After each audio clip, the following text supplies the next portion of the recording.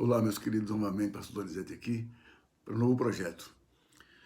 Eu quero fazer uma leitura comentada sobre o livro do Peregrino,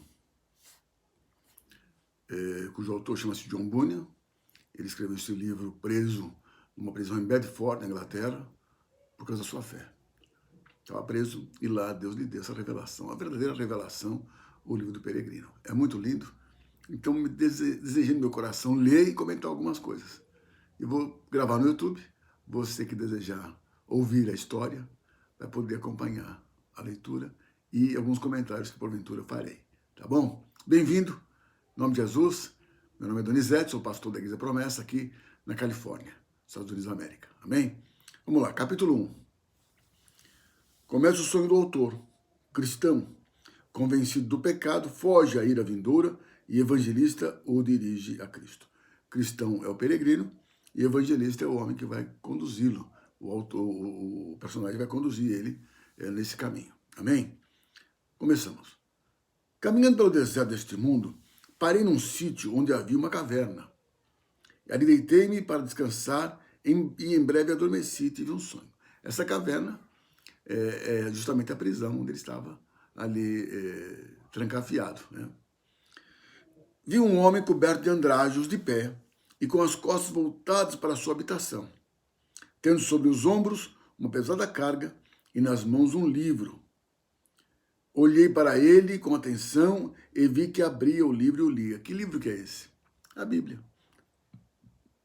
À proporção que ia lendo, chorava e estremecia. Até que, não podendo conter-se mais, soltou um doloroso gemido e exclamou: que hei de fazer? Nesse estado, voltou para sua casa, diligenciando reprimir-se o mais possível, a fim de que sua mulher e seus filhos não percebessem sua aflição. Como, porém, o seu mal recrudescesse, piorasse, não pôde por mais tempo dissimulá-lo, e abrindo-se com seus, disse desta forma: querida esposa, filhos do coração, não posso resistir por mais tempo ao peso deste fardo que me esmaga. Sei com certeza que a cidade que habitamos vai ser consumida pelo fogo do céu e todos pereceremos. Então, horrível catástrofe se não encontrarmos um meio de escapar. O meu temor aumenta com a ideia de que não encontro esse meio. Ao ouvir essas palavras, grande foi o susto que se apoderou daquela família. Não porque julgasse que o vaticínio viesse a se realizar, mas por se persuadir de que seu chefe não tinha em pleno vigor as suas faculdades mentais. A família, quando ouviu ele falando isso, mas falou: está ficando louco, né? Isso aconteceu com você. Quando eu me converti, me tiveram por louco, minha família. Mas graças a Deus depois entenderam, né? Muito bem. E como a noite se avizinhava, fizeram todos com que ele fosse para a cama, na esperança de que o sono e o repouso lhe sossegassem o cérebro. As pálpebras, entretanto, não se lhes encerraram durante a noite, que passou em lágrimas e suspiros. Não conseguiu dormir. Pela manhã, quando lhe perguntaram se estava melhor, respondeu negativamente, e que a moléstia cada vez mais o afligia. Continuou a lastimar-se, e a família, em lugar de se compadecer de tanto sofrimento, tratava-o com aspereza. Esperava, sem dúvida, alcançar por este modo o que a doçura não pudera conseguir até ali. Algumas vezes zombavam dele, outras repreendiam-o, e quase sempre o desprezavam. Só lhe restava o recurso de se fechar no seu quarto para orar e chorar a sua própria desgraça, ou de sair para o campo, procurando na oração e na leitura lenitivo de tão indescritível dor. Certo dia, em que ele andava passeando pelos campos, notei, disse ele, que se achava muito abatido de espírito, lendo como de costume e ouvindo exclamar novamente: que hei de fazer para ser salvo? Seu olhar desvairado, volvia-se para um e para o outro lado, como em busca de um caminho para fugir. Mas não encontrando, de pronto, permaneci imóvel, sem saber para onde se dirigir. Vi então aproximar-se dele um homem chamado Evangelista, que lhe dirigiu a palavra, travando-se entre ambos o seguinte diálogo. Evangelista, por que choras? Cristão, assim se chamava ele. Porque este livro me diz que eu estou condenado à morte e que depois de ser julgado, eu não quero morrer, nem estou preparado para comparecer em juízo. Evangelista, e por que não queres morrer, se a tua vida é cheia de tantos males? Cristão, porque temo que esse pesado fardo que tenho sobre os ombros me faça enterrar ainda mais do que o sepulcro, e assim eu venha a cair em Tofete. E se não estou disposto a ir para esse tremendo cárcere, muito menos para comparecer em juízo ou para esse suplício. Eis a razão do meu pranto. Tofete significa o inferno. Então, por que esperas agora que chegaste a esse estado? Cristão, nem sei para onde me dirigir. Evangelista, toma e lê. E apresentou-lhe um pergaminho no qual estavam escritas essas palavras. Fugi da ira vindoura. Mateus 3:7. Cristão, depois de ter lido, e para onde hei de fugir? Disse o cristão. Evangelista disse, indicando-lhe um campo muito vasto, disse a ele, vês aquela porta estreita? Cristão, não vejo. Evangelista, não avistas além de brilhar uma luz? Cristão, parece-me avistá-la. Evangelista, pois não a percas de vista. Vai direto a ela e encontrarás uma porta. Bate e lá te dirão o que has de fazer. Então, indicou uma porta, um vasto campo, ele tinha que ir até aquela porta e na porta receberia instrução do que fazer. Ele queria escapar da cidade da destruição. Muito bem. Capítulo 2. Vendo-se abandonado por obstinado e flexível, prossegue cristão a sua viagem no pântano da desconfiança. Esse é o subtítulo. Continuando agora. Cristão deitou a correr na direção que lhe havia sido indicada por evangelista. Mas a mulher e os filhos, ao vendo-no fugir, seguiram atrás dele, suplicando que voltasse para casa. Cristão não lhes deu ouvidos. E continuando a carreira com mais velocidade, gritava em altas vozes, vida, vida, vida eterna. E sem olhar para trás, continuou até o meio da planície. Acudiram também os seus vizinhos. Uns zombavam dele, outros ameaçavam-no, e outros ainda gritavam-lhe que voltasse. Entre esses últimos havia 2 que estavam resolvidos a ir agarrá-lo e trazê-lo à força para casa. Chamavam-se estes obstinado e flexível. Mais 2 personagens, o obstinado e o flexível. Apesar da considerável distância a que já se achava o fugitivo, os 2 vizinhos, redobrando esforços, conseguiram alcançá-lo. Quem alcançou o cristão? O obstinado e o flexível. Vamos falar agora. Que pretendeis de mim? Perguntou-lhe o cristão. Queremos que voltes conosco. É impossível, respondeu o cristão. A cidade em que habitais e onde eu também nasci é a cidade da destruição. Se lá morrerdes, sereis enterrados num lugar mais fundo do que o sepulcro, que arde com fogo e enxofre. Eia, pois, vizinhos, tomai bom ânimo e vinde comigo. Então, o cristão convida eles para seguir a carreira para a cidade celestial, né? Aquela cidade seria destruída e a morte era além do sepulcro, né? Então está aqui um quadrozinho lembrando da cidade da destruição. E a porta, que ele está procurando essa porta para ir embora desse lugar, né? Muito bem. Obstinado vai falar agora. Obstinado, que dizes? Havemos de deixar os nossos amigos e as nossas comodidades? Cristão, certamente, amigo, porque tudo isso nada é em comparação com a mais diminuta parte do que eu procuro gozar. Se me acompanhardes, gozareis de tudo isso juntamente comigo, porque no lugar para onde me dirijo há muito e para todos.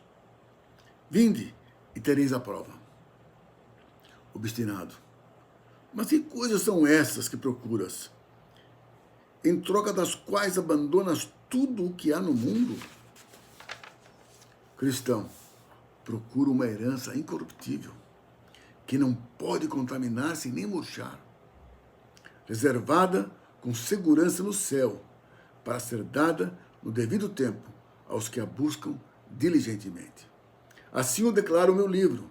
Lede, se quereis convencer-vos da verdade. Obstinado. Ora, deixa-te lá dessa questão de livro. Queres voltar para a tua casa ou não? Cristão, isso nunca, porque já pus a mão no arado e não volto atrás. Obstinado. Nesse caso, vizinho, o vizinho flexível, deixemo-lo partir e vamos nós para casa. Há muita gente a quem falta o juízo, em cuja cabeça, encasquetando-se algo, é bastante para que se julgue mais atilada do que os 7 sábios da Grécia reunidos. Agora o flexível entra no diálogo. Flexível. Nada de injúrias. Se o que ele diz é verdade, não pode haver dúvida de que as coisas que busca alcançar são incomparavelmente superiores às que possuímos. Diz-me o coração que está ele muitíssimo certo do que afirma, e eu me sinto inclinado a acompanhá-lo. O flexível já pensou diferente do obstinado. O obstinado diz. Então disse o obstinado, então enlouqueceste também? Ora, toma o meu conselho e vem para casa comigo. Sabes lá onde esse doido seria capaz de te levar? Cristão. Deixa eu falar, amigo flexível. Acompanha-me e terás não só a prova do que lá já te disse, mas ainda muito mais. Se duvidas da minha palavra, lê este livro, daquele que é seu autor. Flexível. Amigo obstinado, a minha resolução está tomada. Vou acompanhar este homem e unir a minha sorte à sua. Mas sabe tu, dirigindo-se ao cristão, qual é o caminho que conduz ao lugar que buscamos? Cristão responde, quem me indicou o caminho foi um homem chamado Evangelista. Segundo o que me disse ele, havemos de encontrar uma porta estreita, lá mais adiante, e aí nos dirão o caminho que havemos de seguir. Flexível disse, então marchemos. E ambos se puseram a caminho. O obstinado voltou sozinho para a cidade da destruição, censurando os erros e as fantasias dos 2 vizinhos. Estes continuaram a caminhar pela planície afora e conversavam nesses termos. Cristão fala agora. Amigo flexível, ainda que não tive ocasião de me informar da tua saúde, não imaginas quanta satisfação me causa a tua companhia. Se o pobre obstinado sentisse, como eu, o poder e os terrores do invisível e a grandeza das coisas que nos esperam, por certo, não se teria apartado de nós tão levianamente.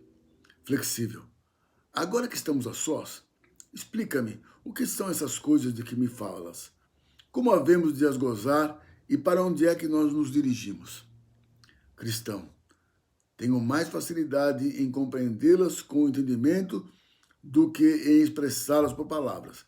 Todavia, se tens grande desejo de saber o que penso a respeito delas, ler-te-ei o meu livro. Flexível. E tens certeza de que as palavras do livro são verdadeiras? Cristão. Tenho sim, porque o seu autor é aquele que não pode mentir, o próprio Deus. Flexível. Muito bem. Então, vamos ler esse livro. Cristão. Entraremos na posse de um reino que não terá fim. Seremos dotados de vida eterna, para podermos possuí-lo para sempre. Ser-nos-ão dadas coroas de glória e vestidos tão resplandecentes como o sol no firmamento. Não haverá ali pranto nem dor jamais, porque o Senhor daquele reino limpará de nossos olhos todas as lágrimas. Flexível. Quadro belo e magnífico. E a quem teremos por companheiros? Cristão. Cristão diz, estaremos com os querubins, os serafins, criaturas cujos brilhos não nos deslumbram. Também encontraremos milhares e milhares que para ali foram antes de nós, todos inocentes, amáveis, santos, que vivem na presença de Deus para sempre. Veremos anciãos com suas coroas de ouro, as santas virgens entoando suaves cânticos ao som das suas harpas de ouro. Homens a quem o mundo esquartejou, outros que foram queimados aos altos da fé, ou devorados pelas feras, ou lançados nas profundezas dos mares, por amor do príncipe daquele reino, vivendo todos felizes, revestidos da imortalidade. Flexível.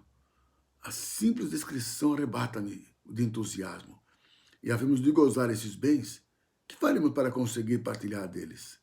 Cristão. O Senhor do Reino declara neste livro quais são esses requisitos.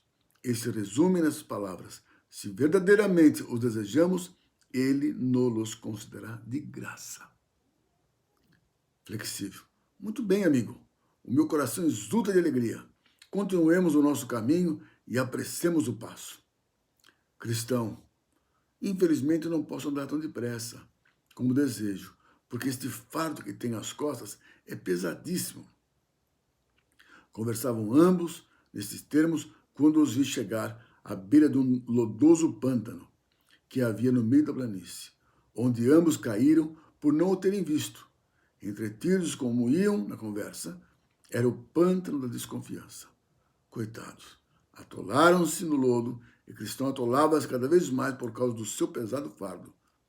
Onde é que estamos nós metidos? Clamou Flexível. Ignoro, respondeu Cristão. Percebe? Pântano da desconfiança, no começo da jornada, né? Desconfiado, não tem certeza. Então, replicou Flexível, esta é a felicidade de que tens estado a falar? Se assim começarmos a nossa viagem, não posso augurar-lhe bom fim. Mas eu te prometo que, se me vejo livre deste lodo, dispensarei de bom grado a parte que poderia pertencer-me do tal encantado país. Pensa, já, por causa do lodo, aquela desconfiança, aquela luta, já estava querendo sair dali e voltar para trás. Flexível, né? Não tinha firmeza. E fazendo um pequeno esforço, conseguiu alcançar a margem do pântano que ficava para o lado de sua casa. Logo que se viu fora do lodo, deitou a correr na direção da sua casa e Cristão nunca mais tornou a vê-lo. Entretanto, debatia-se Cristão no meio do lodo, diligenciando por chegar à margem oposta, mas o pesado fardo que transportava embaraçava-o sobremaneira, e ele teria irremediavelmente perecido se não tivesse chegado ali, muito a propósito, um sujeito chamado Auxílio, que lhe perguntou o que fazia naquele lodaçal. Auxílio é mais um personagem, né? Então aqui tem uma fotografia, ó, não sei se dá para ver, né?